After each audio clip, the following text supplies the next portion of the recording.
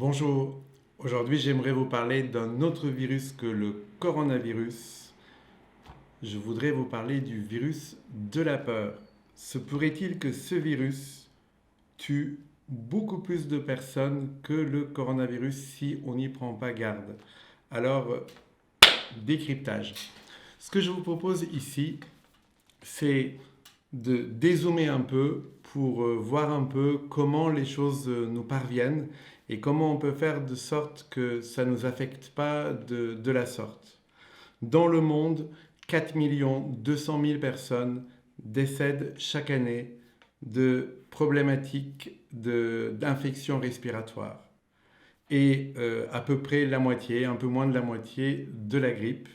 Et aujourd'hui, si on regarde bien, dans le monde, au moment où je vous parle, le 21 avril 2020, on a à peu près 160 000 morts. 160 000 morts par rapport à 4 200 000 morts. C'est un premier élément. C'est un premier élément pour relativiser. Un deuxième élément, c'est la publication du journal Le Monde du week-end qui vient de passer. Et donc on voit en France, département par département, le nombre de personnes hospitalisées par tranche de 100 000 habitants. Donc, je rappelle juste le contexte, ça veut dire que sur 100 personnes qui ont été en contact avec le coronavirus, 1 à 6% de la population française, donc entre 650 000 et 4 millions de personnes, 80% sont asymptomatiques, il reste 20%. Dans ces 20%, 15% vont développer une grippe entre une semaine et 2 semaines. Cela ne voit pas l'hôpital. Et il reste 5% qui vont être hospitalisés. Ils ne seront pas tous intubés. Et à l'arrivée, donc parmi ceux-là, il va y avoir un peu de décès. On ne cache pas la réalité, on essaye de voir les choses en face. Donc le journal Le Monde publie le week-end dernier l'information suivante. Le département de France, les départements de France où il y a le plus de personnes hospitalisées du fait du coronavirus 19, c'est 175 personnes par tranche de 100 000 habitants. 175 par 100 000 habitants. Et les départements où il y a le moins de personnes hospitalisées, dont on peut compter le Cantal, la Lozère, c'est 10 personnes hospitalisées pour 100 000 habitants. Donc vous voyez, les choses, on peut vraiment les voir d'une façon peut-être un peu plus relative. Ça, c'est un premier élément.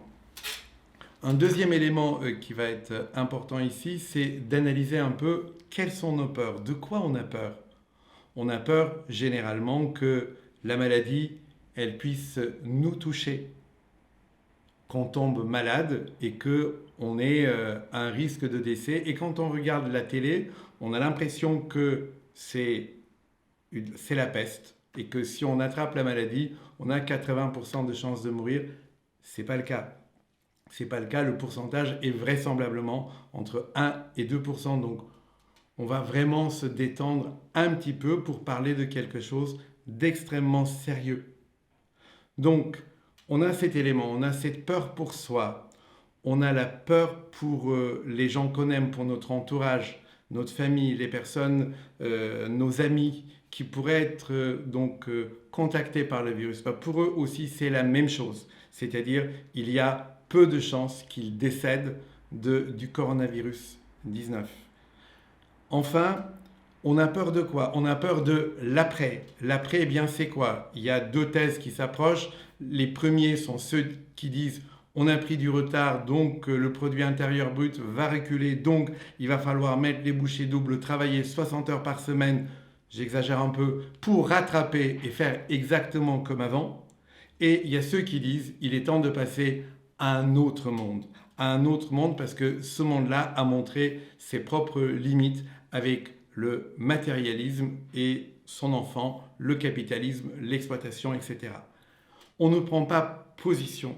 La question que vous pouvez vous poser, est-ce que vous avez envie de vivre demain exactement comme vous viviez avant le coronavirus? La réponse, elle vous appartient, mais il faut vraiment que vous posiez cette question en toute intimité.